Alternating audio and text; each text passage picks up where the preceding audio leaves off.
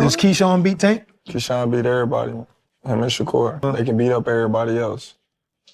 However, if I were pushing Keyshawn, I would have another fight or two before I fight Devin, just for experience purposes. And if I was Devin, I would try to jump on it right now before he gets those couple fights, because the more experience he gets, the harder he's going to become to beat. The reason I embarked on this whole thing that I just went into is because he reminds me of Stevenson a little bit, Davis. Their styles are similar. They control the outside with the jab and counters. Good defense. Play it safe.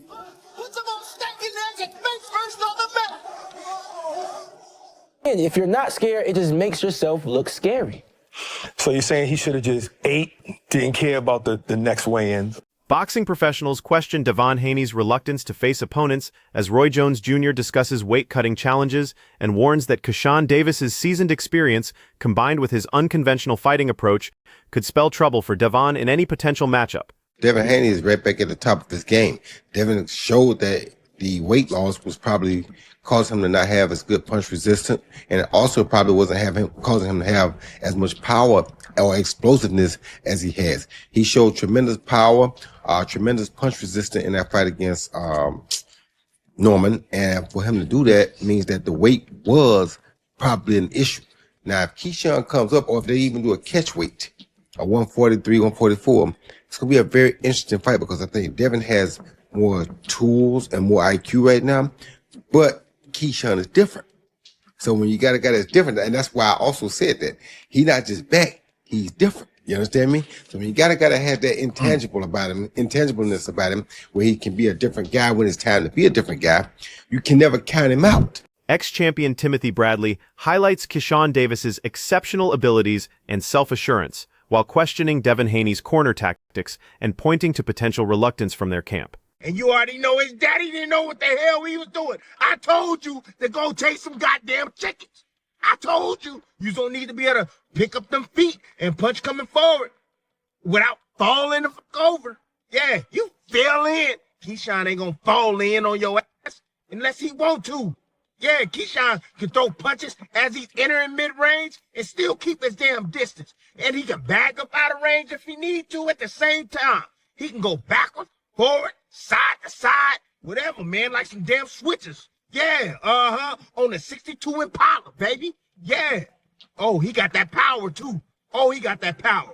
All that, hey, clinching, hugging and stuff. I'm telling you, yeah, I already know, Bill, you don't want none of no damn Keyshawn.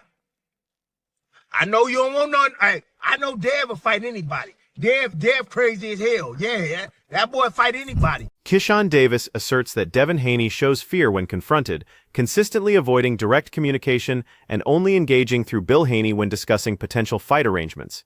Bill always used to be like, oh, the business, man. Like, he showed me amazing love. And Devin Haney was just the one that just act like he couldn't see me, which I knew, like, oh, you probably scared of oh, you probably got something to her. I don't know what it was.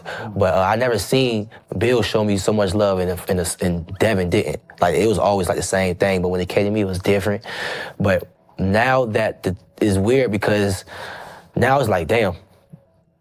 Like, I'm gonna be totally honest. Like, one time on Twitter, like back in, just like a little personal, but like, he called me to B-word one time on Twitter.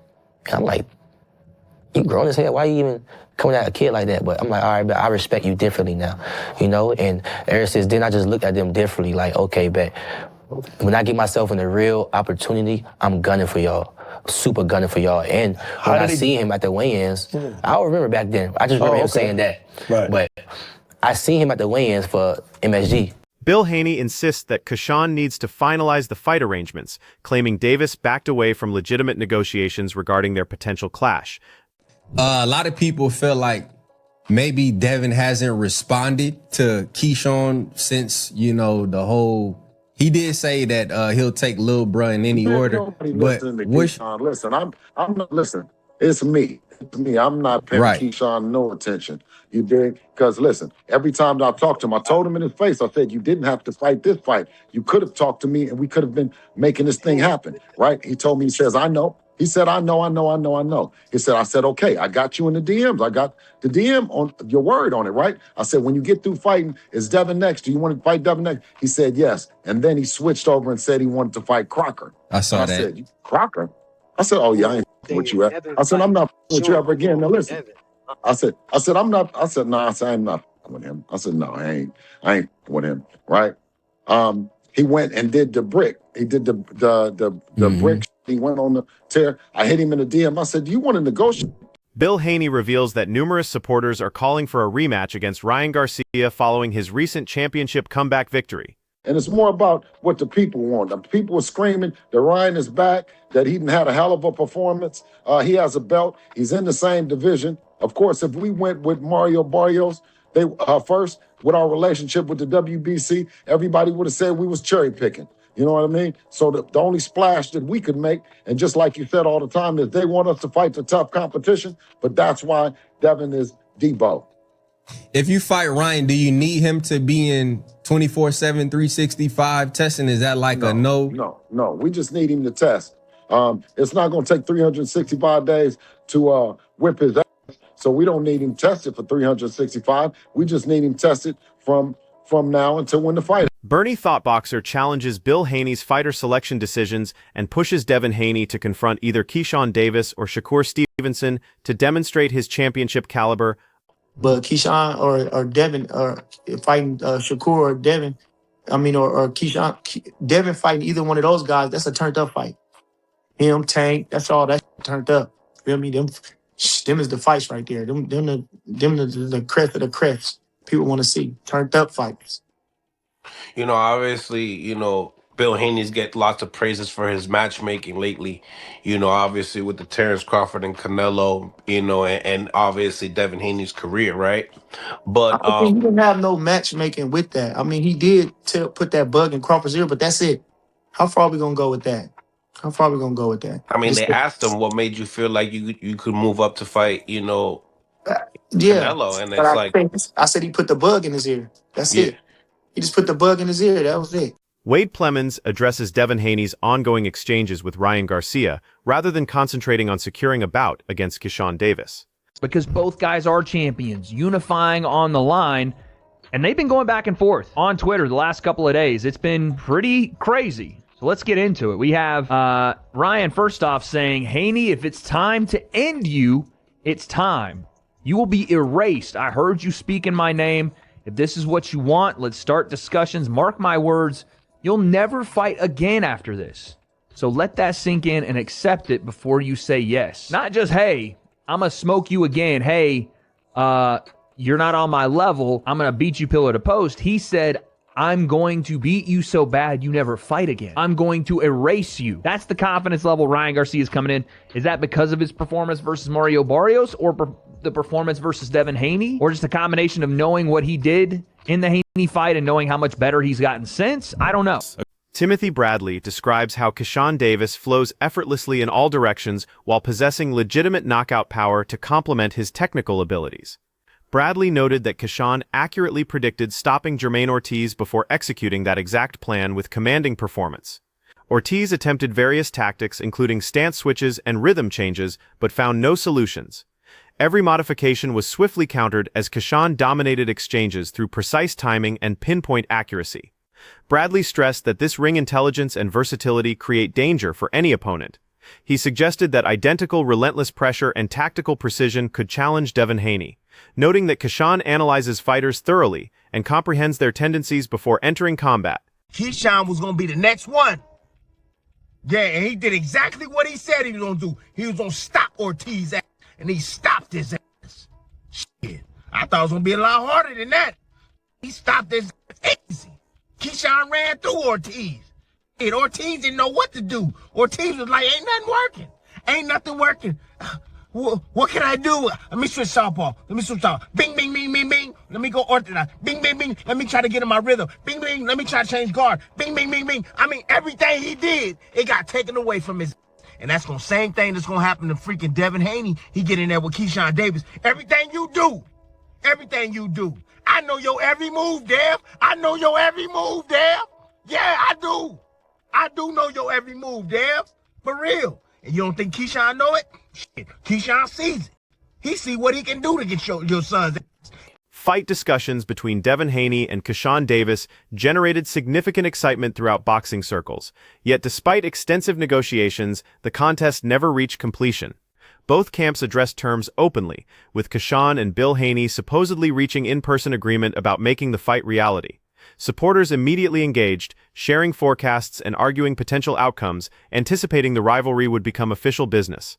Nevertheless, certain experts avoided investing attention into theories without signed agreements. They maintained that current fighters lack the excitement previously witnessed during legendary promotion between Floyd Mayweather Jr. and Manny Pacquiao. Keyshawn believes Haney shows reluctance against tough and determined challengers. Sitting the contract, you literally seen Keyshawn and Bill Haney agreed to fight each other in person and all this type of stuff. And the fans start getting involved, putting out their own fight predictions, like, yeah, this would happen and I would favor this. You don't see me doing that. And there's a specific reason. I don't waste time.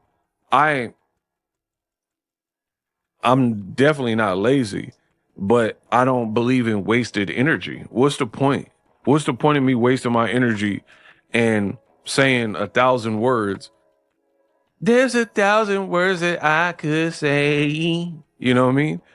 Get my Justin Timberlake on, Ego Timberlake, saying 1,000 words, and then I never get a conclusion. What's the point of me putting out? If you notice my channel, I don't put out no fight predictions if it ain't a signed fight. He suggested that while Bill initially demonstrated respect during his ascent, Devon's demeanor seemed cold and dismissive. Keyshawn claimed he directly approached Bill, seeking confirmation that fights would follow his victories, yet no official proposal materialized. He maintains he would change divisions exclusively for Devin, reinforcing his self-belief. Despite public confrontations and escalating friction, the proposed encounter remains incomplete business, leaving supporters wondering what actually blocked the fight from becoming reality. Keyshawn, he like, they don't want smoke. And this is why, like I said, this is why I can't get invested in a lot of these new generations back and forth. 47. The only person I'm going to 147 for is Devin Haney. Really? If he just stay at 140, I was going to gun for him too, though. Not going to hold you. Right. But what about Ryan Garcia? He's a champion with a big name. He just sold out. He got a lot of speculation around his name right now. I'm not with Ryan what you Garcia. mean? He got a lot of speculation. Like, shit. I just want things to be, What do you think about his performance? It was a good performance. Great one, actually. So he said if he goes to 47, it got to be for Devin Haney. But the problem is, after this interview was conducted, he talking about calling out Lamont Roach.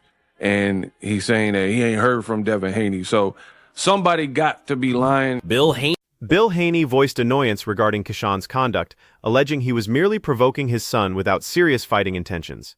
Bill claimed he contacted Keyshawn repeatedly trying to begin discussions, but Keyshawn displayed no genuine commitment to proceeding. When questioned about his desire to arrange the bout, Keyshawn avoided direct responses, simply instructing Bill to speak with Jay Prince. Bill viewed this as manipulation, believing Keyshawn prioritized drama and positioning over actual fight commitment. Businessman Davis was just trolling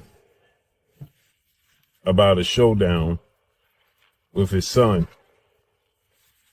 first ballot Hall of Famer, undefeated 3-division world champion, former undisputed lightweight, former WBC junior welterweight, and now reigning WBO welterweight world champion, superstar boxer, who is top 5 pound-for-pound best fighters in the world, and Devin the Dream Haney. 33 wins, no loss, no draw, 15 wins by way of knockout. Keyshawn Davis, 14 wins, no loss, no draw, 10 wins by way of knockout. Keyshawn is actually, I think he's older than Devin Haney. Complications increased through Keyshawn's recent public displays, including touring the iconic house from Friday movie, referencing Devin Haney's Dubbo Dev moniker. Bill felt these performances showed absence of real purpose, even when conversations moved toward potential contests against other fighters like Lewis Crocker. Keyshawn appeared concentrated on establishing leverage and increasing his market value rather than honoring any Haney fight commitment. Bill Haney emphasized Devon's weight class mobility challenges, mentioning he could advance to 154 pounds for unification before returning to 147, possibly achieving 4-division champion status, despite opportunities for thrilling competitions. Boxing business politics continued blocking fan-desired fights, leaving Bill disappointed yet pragmatic about circumstances. Bill is saying now that Keyshawn, he's reached out to Keyshawn, and Keyshawn is not showing interest. Ask Keyshawn, do you want to begin negotiating? Do you want to make the fight happen? Said Keyshawn didn't answer. Then he responded to Keyshawn again and said, how are we going to work this out? What you need me to do? And Keyshawn is saying, talk to Jay Prince. Concerning Devin Haney's call-out, trainer Ronnie Ellis offered honest thoughts about Keyshawn Davis accepting such elite-level competition. Ellis complimented Keyshawn's skill and drive, observing that his aggressive ring style resembled Nigel Benn, delivering relentless pressure and energy that can dominate adversaries. Simultaneously, Ellis pointed out that Keyshawn's defensive techniques have occasionally looked exposed in previous contests, indicating that while his attacking arsenal impresses, defensive improvements would prove essential against veteran opposition like Haney. With merely 14 professional contests versus Haney's 33, Ellis stressed that additional experience in championship distance fights would better prepare Keyshawn for stamina, planning, and tactical modifications needed for elite-level success in significant encounters. He did well, you know, his style. I can't hear you, Coach. Smash the like button, yo. Can you hear me? Yeah, I can hear you. Yep. I said that particular style, Keyshawn remind me of. He looked just like Nigel Benn, Conor Benn's dad. How so? The style he was fighting, the way he was, you know, he didn't look like his defense wasn't as tight when he was his previous fights. But he did good. He did good. Right. You know, obviously a statement win. Jermaine Ortiz never been stopped, but at the same time calls out Devin Haney at the end of the fight. Following his stoppage of previously undefeated Jermaine Ortiz, Keyshawn Davis boldly challenged Devin Haney. Though his courage impressed observers, experts wondered about proper timing. Possessing only 14 professional contests compared to Haney's 33 championship distance experience was considered vital. Confronting seasoned competition like Haney would examine skill plus stamina, planning, and flexibility. The experience gap raised questions about Keyshawn's complete preparation for such demanding opposition. Despite his talent and confidence, experts believe accumulating additional elite-level experience would better position him for Haney confrontation. Yeah, I think he should get a couple more rounds in before he go at Devin Haney. But if he feel like he can take him, let him get at him. Let him get at him. Are you looking at it more like that 12-round experience type deal? Yeah. Getting the rounds in. Get some rounds in. Get some rounds in. When you listen to and then there's back and forth going with them too. Devin saying that he would like to fight the little brother before the big brother. What's your thoughts on that? I think there was a tweet saying that Shakur, I don't want to step on Devin Haney's toes. I'm gonna let Keyshawn get Devin Haney. A lot of people had lots to say about it. They're saying that they're breaking down the ranking. A boxing expert recently examined Keyshawn Davis and his willingness to challenge fighters across various weight divisions. While Davis demonstrates exceptional skill and self-confidence, the expert observed that advancing in weight presents natural obstacles. Competitors in heavier classes are typically larger, stronger, and more seasoned, representing significant considerations. Higher weight class success demands careful strategic preparation, intensive training, and mid-fight tactical flexibility. When people can't make 40 anymore, just like Jerron Boots Ennis couldn't make 47 and he moved up to 154, now 54 is cracking. They got 54 out here cracking. Tons of names where you can mix and match the Funduras, the Virgil Ortiz, Jermell Charlo, possibly Errol Spence, Murda Zailev, Boots, right? You got tons of ways you could mix and match these people. 47 right now is dry, so it's going to take Shakur's and the Keyshawns and Gary Antoine Russells or the El Rayos, you know, different Edwin De Los Santos, Matias, different guys to move up to start to purge and like fill out the division. Right now, it's not many options. Again, Devin versus Lewis Crockpot is a terrible fight, and I don't know anyone that wants to see it. The expert emphasized that Davis possesses undeniable ability, but his transition to heavier divisions would challenge his conditioning, precision, and boxing intelligence against veteran opponents. Every weight class introduces different elements, including punch absorption, reach advantages, and power levels, which can affect fighter performance without proper consideration. Discussion included the long-awaited Devin Haney matchup, which seems increasingly doubtful despite fan enthusiasm. Communication breakdowns and practical obstacles have blocked the fight's development. Keyshawn Davis has publicly shared frustration, observing that Haney avoids direct contact and communicates exclusively through representatives. This has complicated negotiations further, leaving the anticipated contest unresolved. Ultimately, while Davis maintains confidence and talent, weight class advancement and elite competition present complex challenges requiring more than ability alone to conquer. Nobody can beat him from pretty much 40 to 47. And he says he wants to fight Jermaine Ortiz and then move up to welterweight, which would be perfect because, like I told you, I really am the best in this business. Like, everything I say is like clockwork, right? It's amazing to me. Sometimes I amaze myself. So what am I talking about?